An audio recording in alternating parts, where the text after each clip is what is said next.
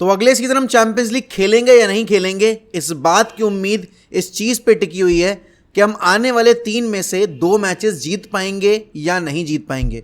और अगर हम आज के मैच में पॉइंट्स ड्रॉप कर देते तो हमें अगले दोनों मैचेस में पूरे 6 पॉइंट निकालने पड़ेंगे, क्योंकि हमारे पिछवाड़े पे लगी हुई है लिवरपूल जो रुकने का नाम नहीं ले रही है, और न्यूकासल ने ऑलरेडी अपना मैच जीत लिया है, तो वो हमसे बेटर सिचुएशन में बैठे हुए हैं। बट हैविंग सेड दैट भाई, वेलकम बैक टू 1MUFC। और आज मैच है हमारा बॉर्नमथ के अगेंस्ट, और हम पहनने वाले वो हरी गंदी सी जो जर्सी है, वो याद है ना आज जब हमने सीजन में पहली बार वो जर्सी पहनी थी तब ब्रेंटफोर्ड ने हमारा क्या हाल किया था। और देखो ये business end of the season में आते आते ना आपकी टीम बिल्कुल वैसे ही खेली जैसे शुरू के 2 मैचेस में खेली थी, और इसीलिए लुतर लुतर पुतर पुतर हो रही है आपकी, मेरी भी हो रही है, आपकी भी हो रही होगी। यहाँ पर टीम न्यूज़ जो आई थी थोड़ा उसके बारे में आपको बता दूं कि भाई Marcus Rashford is not travelling with the squad. तो मार्कस रैशफोर्ड की तो आज अवेलेबिलिटी होने नहीं वाली है। स्कॉट मैकटॉमने वापस आ गए हैं। बाकी एक न्यूज़ ये भी है कि आपके डॉनी वैन डे बीक ने ना ट्रेनिंग करनी शुरू कर दी है पिच के ऊपर।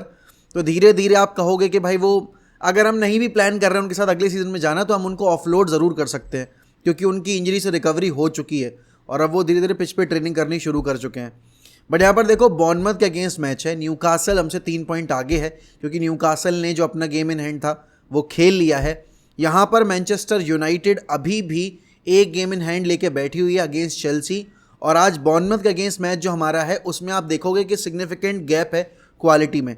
लेकिन यूनाइटेड की सबसे बड़ी प्रॉब्लम जो रही अवे टर्फ पर कि वो कैराबाओ कप के बाद मेजॉरिटी मैचेस अवे टर्फ पर जाकर हारे हैं, और ऐसा नहीं है कि सिर्फ आपकी टॉप ऑफ द टेबल बैठी टीमों से हारे हैं या टॉप 10 बैठी टीमों से हारे हैं। अभी आपने देखा था कि वेस्ट हैम के अगेंस्ट भी हम हार के चले आए थे, राइट। तो ये एक जो सिचुएशन हमारे अगेंस्ट बन चुकी है उसको कैसे ओवरटर्न करेंगे हम, वो आज के मैच में हमें देखना पड़ेगा। एंड डेफिनेटली भाई टेनेक के ऊपर प्रेशर इसलिए भी है क्योंकि आपको पता है कि मैन सिटी आपकी ट्रेबल जीतने के बहुत करीब है, लिवरपूल आपके पीछे बैठी हुई है, और आपका भी टॉप 4 सिक्योर नहीं, और FA कप में भी आपको ये एश्योरिटी नहीं है कि आप उनको कंपटीशन दे पाओगे या नहीं, क्योंकि अभी मार्कस रैशफोर्ड की फिटनेस पे सवाल खड़े हैं। आपने देखा था कि 2 दिन पहले मार्कस रैशफोर्ड ट्रेनिंग पिच पर लौट आए थे एंड उनकी फ़ोटो सर्कुलेट हुई थी, बट यहाँ पर आज के गेम के लिए मार्कस रैशफोर्ड अवेलेबल नहीं होंगे सिलेक्शन के लिए। अब आपको पता है यार, अब मार्कस रैशफोर्ड अवेलेबल नहीं है तो आपके पास सिर्फ 2 सेंटर फॉरवर्ड्स बचे हैं, जिनमें से दोनों ही गोल स्कोर नहीं कर रहे हैं, ना आपके एंटनी मार्शियल और वाउट वेगॉस से तो कोई उम्मीद ही लगाना बेकार है।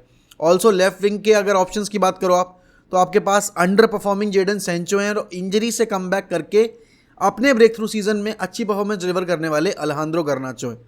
लेकिन सबसे बड़ा इशू जो है कि कोई भी आपका रेगुलर गोल स्कोरर नहीं होगा आज के गेम के लिए।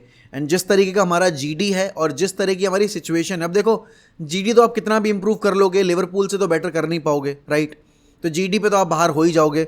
The only thing that we can do is we need to win today's game, जिससे कि अगले 2 मैचेस में हमारे ऊपर इतना प्रेशर नहीं हो कि आपको दोनों के दोनों मैचेस जीतने, क्योंकि यहाँ पर ब्राइटन ऑलरेडी पॉइंट्स ड्रॉप कर चुकी है, तो उनसे अब खतरा है नहीं। एक टीम जो सिर्फ हमारे ऊपर प्रेशर डाले हुए लगातार, वो है लिवरपूल, और लिवरपूल को भी आज हमारे ही सेम टाइम पे एस्टन विला से खेलना है। अब यहाँ पर टीम सिलेक्शन की अगर बात की जाए तो आपको पता है यार कि डेविड डिया की कंपटीशन में कोई प्लेयर नहीं है, तो डेविड डिया तो स्टार्ट करेंगे, राइट। एंड यहाँ पर अगर आप बात करो राइट बैक के तौर पर, तो बिसाका के गेम्स बहुत सही रहे हैं, लेकिन मेरे हिसाब से जैसे मैंने पिछली बार भी बोला था, मैं इस बार भी बोलूँगा, ऑल्दो लास्ट टाइम भी बिसाका को ही खिलाया गया था, मेरे लिए यहाँ पर अटैक करना ज़्यादा ज़रूरी, क्योंकि आप अवे टर्फ पर जाकर अगर बैकफुट पर बैठे हुए और आपके अटैक जनरेट नहीं हो रहे हैं तो आपके ऊपर और प्रेशर आएगा, और जैसे जैसे गेम टाइम जो है वो कम होगा, मतलब जैसे आप 60 मिनट पे पहुंच गए और आपने गोल स्कोर नहीं किया है, तो फिर ना एक वो नर्वसनेस आ जाती है आपकी टीम में, और सामने वाली टीम देखो सेफ है, वो रेलीगेशन बचा चुके हैं अपना, तो उनके ऊपर कोई प्रेशर नहीं है, और उनके लिए एक ड्रॉ भी बहुत बड़ा बूस्ट होगा कि उन्होंने यूनाइटेड के अगेंस्ट ड्रॉ निकाल लिया। लेकिन यूनाइटेड वो चीज़ नहीं है अभी डिलीवर कर सकती है, और उनको करनी भी नहीं चाहिए कायदे में। तो मेरा राइट बैक पर सिलेक्शन डेलो होगा, आपका सेंटर बैक 2 ऑप्शंस होंगे, वो आपके राफेल वरान और लिंडेलॉफ ही होंगे। लूक शॉ को तो नहीं यूज़ करना चाहूँगा मैं, और ऑब्वियसली बात है यहाँ पर आप लूक शॉ को यूज़ करोगे आपके लेफ्ट बैक के तौर पर, क्योंकि लिंडेलॉफ का पिछला गेम बहुत शानदार था, बहुत बढ़िया खेला था लिंडेलॉफ वुल्स के अगेंस्ट। यहाँ पर लूक शॉ को ही स्टार्ट करना चाहिए लेफ्ट बैक के तौर पर, क्योंकि आपको अपनी बेस्ट 11 उतारनी आज के मैच के लिए। अगर आप ये मैच जीते तो आपके कंधों से जो प्रेशर है वो बहुत कम हो जाएगा। मिडफील्ड में आई नो कैसमीरो आपका अच्छा परफॉर्म नहीं कर रहा है, but he is the only CDM player. और भाई कैसेमीरो पे आप सवाल खड़े कर भी नहीं सकते, because he is the star performer आपके सीजन के अंदर। जब आपको एक लीडर की ज़रूरत थी तब Casemiro was there. All we are asking from Casemiro is कि भाई उस मेंटेलिटी पे वापस आ जा, क्यों इतना खोया खोया लग रहा है, राइट। और यहाँ पर आपको पता है यार कि बॉर्नमथ ने लिवरपूल के अगेंस्ट भी काउंटर पे अटैक किया था, और वो ट्रांजिशन फेज में डायरेक्ट बॉल्स खेलते हैं आपके विंग के ऊपर, लॉन्ग बॉल्स खेलते हैं।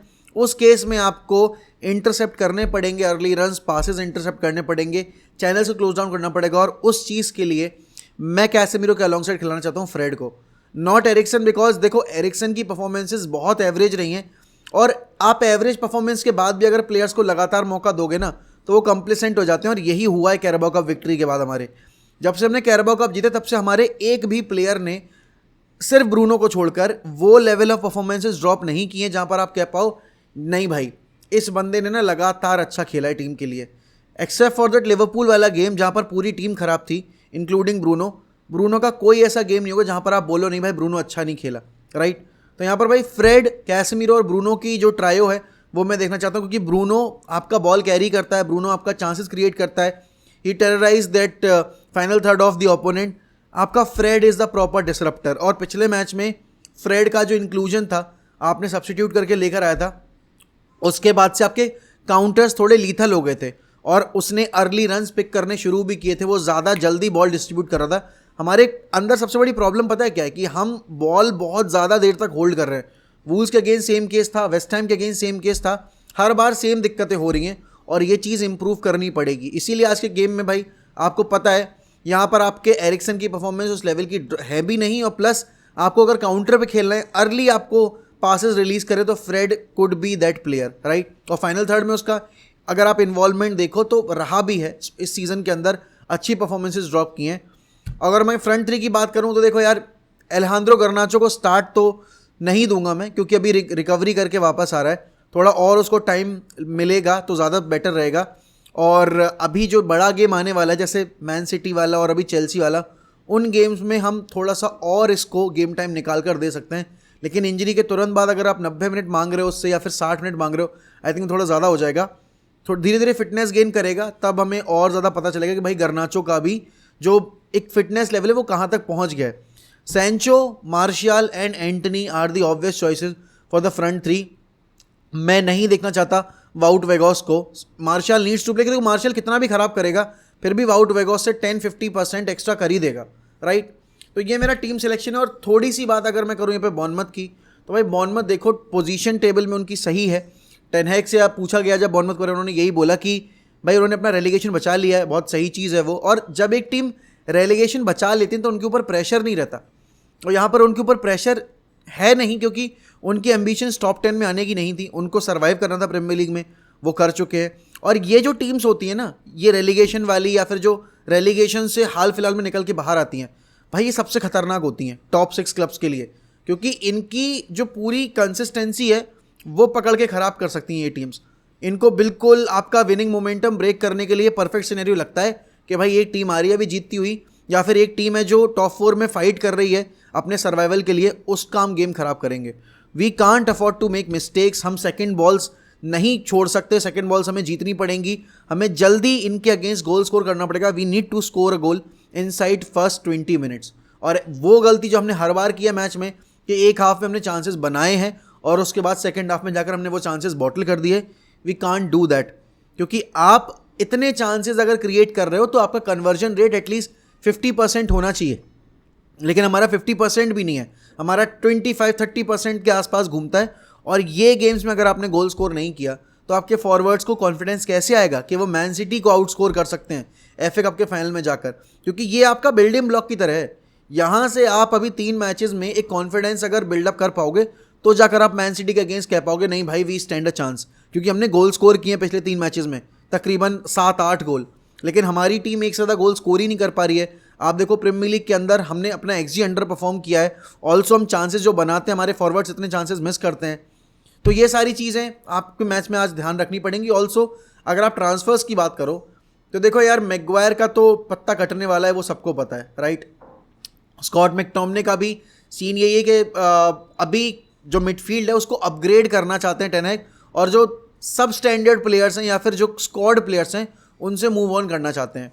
यहाँ पर न्यूज़ जो आई है बहुत पॉजिटिव न्यूज़ है। पहली बात तो कि हैरी केन के साथ साथ यूनाइटेड एक और सेंटर फॉरवर्ड टारगेट कर रही है और उसका नाम है रैसमस हॉयलैंड, क्योंकि यहाँ पर आपके नेपोली ने तो 160 मिलियन का प्राइस टैग लगाया है। They want 130 million straight upfront fee plus 30 million के एडॉन्स, या फिर अगर आप 120 मिलियन देने को तैयार हो तो फिर आपको 40 मिलियन के एडॉन्स देने पड़ेंगे। उस सिचुएशन में भी अभी यूनाइटेड है नहीं, क्योंकि अभी ओनरशिप पे क्लैरिटी आई नहीं है। तो आप यहाँ पर ये तो मान के चलो कि आपका ओसिमैन तो बहुत मुश्किल है, लेकिन हाँ ओसिमैन पे गिव अप नहीं किया है यूनाइटेड ने, they are still in the race. और यहाँ पर बायर्न म्यूनिख भी आपके विक्टर ओसिमैन के साथ लिंक हो रही है। हैरी केन यहाँ पर ज़्यादा पोटेंशियल साइनिंग लगती दिख रही है कि ये रियलिस्टिक है, ये हो सकती है, क्योंकि स्पर्स आपकी चैंपियंस लीग क्वालिफाई कर नहीं रही है। यूनाइटेड अगर जाएगी और अगर प्रोजेक्ट प्रेजेंट करती है तो there could be a possibility कि हम यहाँ पर लेकर आ पाए। ऑल्सो अगर आप बात करो डेक्लन राइस वगैरह के ट्रांसफ़र की, तो हम देखो लिंक है नहीं डेक्लन राइस से, आपकी आर्सेनल लिंक है और बहुत हैविली लिंक है, एंड प्रोबब्ली शायद डेक्लन राइस आपके आर्सेनल को चूज़ कर भी लेंगे। यहाँ पर कोवाचिच का नाम आ रहा था कि यूनाइटेड शायद कोवाचिच को चेल्सी से लाने की कोशिश करे, लेकिन यार मेरे हिसाब से this is not the time जहाँ पर आपको इन प्लेयर्स को, एजिंग प्लेयर्स को या अंडर परफॉर्मिंग प्लेयर्स को रिक्रूट करना चाहिए, क्योंकि आपने देखा है कि चेल्सी से जितने भी प्लेयर्स गए आपके आर्सेनल या किसी और क्लब, उन्होंने अच्छा नहीं किया। और खासकर हमारी हिस्ट्री जो लंदन क्लब के साथ रही है अभी हाल फिलहाल में, एलेक्सिस सैंचेज की बात करो, बाकी प्लेयर्स की बात करो, उतनी अच्छी नहीं रही है। तो we don't want United to go after Kovacic और एनी सच नेम। अगर आपको प्लेयर्स लेकर आने हैं तो bring in some young guns जो कि आपको हेल्प कर पाएँ एंड डेफिनेटली भाई अंडर स्टडी रहकर खेल पाएँ, एंड फिर आप उनको ग्रूम करके अपने फ्यूचर प्रोजेक्ट के लिए यूज़ कर पाओ। क्योंकि यहाँ पर आपकी मिडफील्ड ऑलरेडी 31 की है, 30 की आपकी है, ओनली ब्रूनो इज़ 28, बाकी सारे प्लेयर्स आपके, Eriksen is above 30, Casemiro is above 30। तो यहाँ पर आपके ऊपर एक प्रेशर ये भी कि आपको फ्यूचर की प्लानिंग कैसे करनी है, और ओनरशिप चेंज हो नहीं हो फिर भी आपको टीम तो अगले 5 साल के प्रोजेक्ट को देख के बनानी है ना। सिटी की टीम को आप देखो, उनका एक एक प्लेयर आपके अगले 5 साल तक बिल्कुल सेफ है, अगर वो प्रोजेक्ट में चेंज नहीं करते हैं तो, अगर वो मैनेजर को नहीं चेंज करते तो, या फिर मैनेजर छोड़ के नहीं जाता है, और जाता भी तो वो कितनी स्टेबल टीम छोड़ के जाएगा। सबसे बड़ा सवाल वही है कि क्या यूनाइटेड अभी ट्रांसफर मार्केट में उस लेवल पे खर्च करने को तैयार है जितना उनको ज़रूरत है, क्योंकि आर्सेनल इन्वेस्ट करेगी, लिवरपूल इन्वेस्ट करेगी, सिटी इन्वेस्ट करेगी, चेल्सी भी इन्वेस्ट करेगी, लेकिन यूनाइटेड के पास अगर फंडिंग नहीं होगी, यूनाइटेड के पास अगर ओनरशिप पे क्लैरिटी नहीं होगी, तो फिर कौन से प्लेयर्स लेकर आ पाओगे। 100 मिलियन का जो रिपोर्टेड बजट है उसमें तो एक ही प्लेयर आएगा। एंड डेफिनेटली भाई मैंने पहले भी बोला था, मैं अभी भी बोलूँगा, get rid of Anthony Martial, bring in Harry Kane and bring in Rasmus Hojlund. मतलब 2 सेंटर फॉरवर्ड अगर आपने खड़े कर लिए तो आपकी ओवर डिपेंडेंसी खत्म हो जाएगी कि अगर हैरी केन परफॉर्म नहीं कर रहा है तो हमारे पास प्लान बी क्या है, मार्शियल है। Martial can not be your plan B. इतने साल से plan B, plan A, plan C, plan D, लौड़ा लहसुन सब करके देख लिया, but Martial is not the one. Martial आपका जो एम्बिशन है ना वो रिफ्लेक्ट नहीं करता, क्योंकि अगर आपकी नंबर 9 पोजीशन को लीड एक ऐसा प्लेयर कर रहा है जो कि साल के 6 महीने इंजर्ड होकर बाहर बैठा है, तो आप ऑलरेडी गिव अप करे बैठे हो, आप फाइट करना नहीं चाहते, और ये चीज़ चेंज करनी पड़ेगी। बट देखते हैं यार आज के मैच में क्या होता है। और आपके हिसाब से भाई लिवरपूल हमें टॉप 4 से बाहर कर सकती है? देखो जितना वो कर रहे हैं परफॉर्म, जिस तरीके से कर रहे हैं, 7 मैच लगातार जीत चुके हैं। आई जस्ट होप कि आज एस्टन विला कुछ कर दे, एस्टन विला एक ड्रॉ निकाल ले तो बेटर रहेगा, क्योंकि मैं सही बताऊं तो चेल्सी के अगेंस्ट लग रहा है डर, और फुलम का गेम भी ईजी नहीं होने वाला है। फुलम ने जब हम उनके होम पर खेलने गए थे तब भी ईजी नहीं था, गर्नाचो का लास्ट मिनट विनर आया था। ऑल्सो जब वो FA कप में आए थे दे वर द बेटर टीम, तो कहीं ना कहीं प्रेशर हमारे ऊपर डेफिनेटली होने वाला है। बट लेट्स सी क्या होता है। बताइए कमेंट सेक्शन में अपने प्रेडिक्शंस, और अगर आप चैनल पे नए हैं तो सब्सक्राइब करना मत भूलिएगा, वीडियो लाइक किया करो, कमेंट किया करो, and with that I will take a leave. Up the fucking Reds, glory glory Man United.